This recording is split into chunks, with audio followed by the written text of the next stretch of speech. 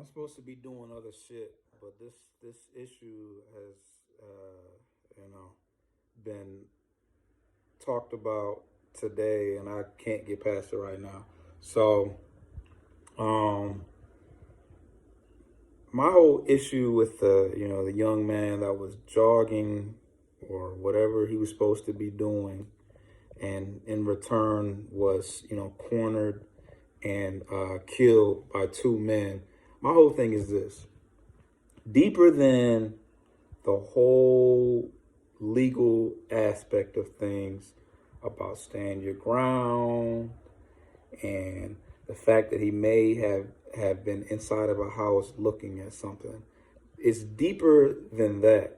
It's the idea that in another scenario, given different individuals, it would have played out completely different. Anybody that's thinking logically knows that.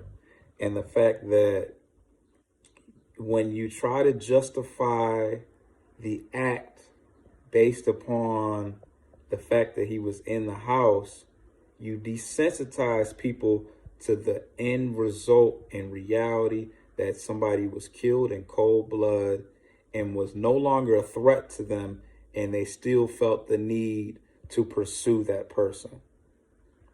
Regardless of what regardless of what they may have assumed he was doing, we do know that he did not have in possession anything that would suggest that he went in there and stole something.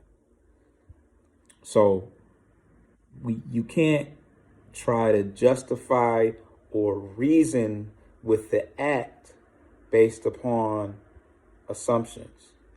At any rate, he should not have been murdered at the end of the day.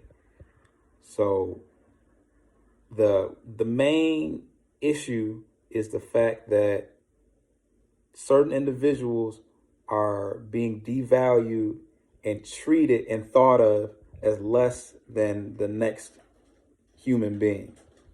And that's the problem, not the law. The laws were created to cater towards certain individuals.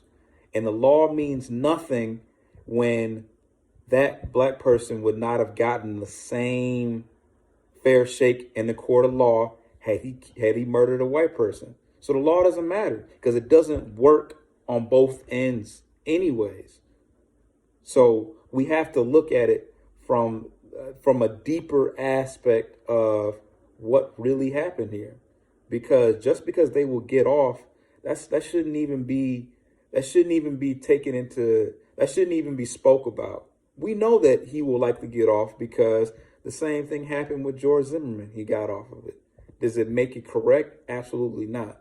So that shouldn't even be emphasized or brought up in the discussion whether or not they will get off. We know they will get off because that is the way the law was set up to protect certain individuals. We can't even discuss the fact that, he shouldn't have been in there, because we know it doesn't take you going into somebody's house for you to be innocently murdered. For you to be innocently murdered. So we can't even use that. We can't even use that as any type of reasoning, because it doesn't take that much for you. People have been killed innocently for less. For walking outside of your house and a white person feeling threatened by you, you can be killed.